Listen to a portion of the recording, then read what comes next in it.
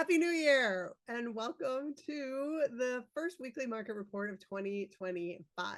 So, what I have here to share with you, I'm not sure if it's on that side or if it's on that side. It doesn't look so pretty, but it's some good data. And it's different data than I usually share with you because, believe it or not, the weekly market data has not been updated from our source since December 15th. So, that's not terribly helpful to you, and therefore, what I'm going to share with you is a kind of look behind the scenes of the data that we run at Homes by Mason week over week. So this is actually hyper local data that we run and that we put into our own spreadsheet, which is why it doesn't look as pretty, and a sneak peek of what you would see if you do on Mondays. Check me out on Facebook or YouTube, where I do a Monday market update there, and I provide more information, which ends usually with a look at this hyper local data. So what you see here is a look at what happens at the end of the year. We are comparing here. So the top part of this looks at this year, 2024, and then compared to the end of 2023. I wanted to take a look. So new listings this time of year go down. That makes sense, right? The last week of the year, we had 68 new listings. Last year was 80 new listings the last week of the year. But what's interesting, what I found interesting is this red block on both years.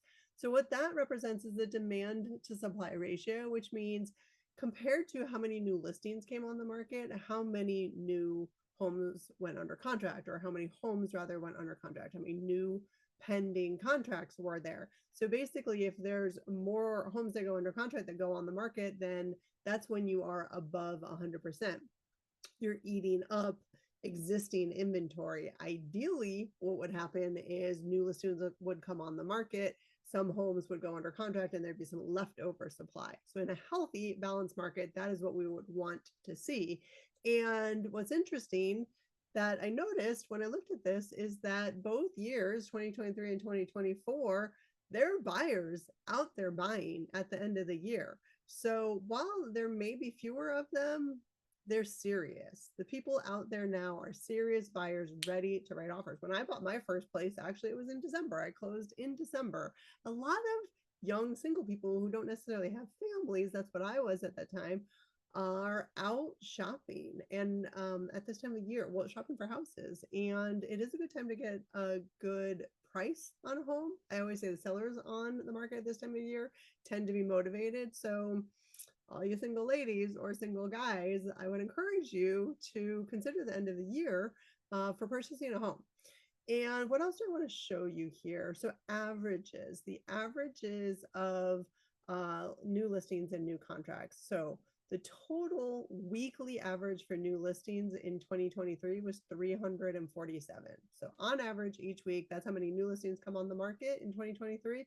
2024, it's a little bit higher than that. The average each week was to have 363 new listings each week. And then what's kind of interesting, the 310 and 310, same number, same exact average number of new contracts each week. And this is for the hyperlocal Arlington, Alexandria, Fairfax, and Falls Church, where we do most of our business. So specifically for that region, this is that data. And one other thing I'll show you is that if you do watch my Monday market updates, or you might hear here, is that inventory has been increasing. That has been a trend that we have seen this year. So it has gone up, but not drastically. So year over year, the total of new listings in 2023 for this region was 18,024. And the total new listings in 2024, 18,871. A bit more, a touch more, but not a ton more. And then when you compare pending contracts, there were actually a little bit less pending contracts in 2024 compared to 2023. And that is also reflective of the trend that we've seen. The buyer activity did slow down a little bit in this past year, and that was largely related to interest rates having gone up. And so when you compare year over year over here at the end of the year, so there was less, that's week over week. Sorry, here's year over year. So year over year, the last couple of weeks, there were more new listings than the year before.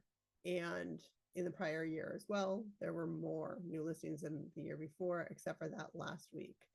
And then year over year contracts, same thing. There was a lot more contracts year over year, actually, this year than there was the previous year. So in any case, that is your weekly market report for the first week of 2025. Thank you for watching. And if you want to talk more about data, reach out to me anytime. At the bottom of the email, there's a place to click and schedule an appointment with me. I'm happy to talk about this stuff and help you figure out how it impacts you and your decisions that you might want to make about buying or selling real estate this year. So thanks for watching and have a great weekend.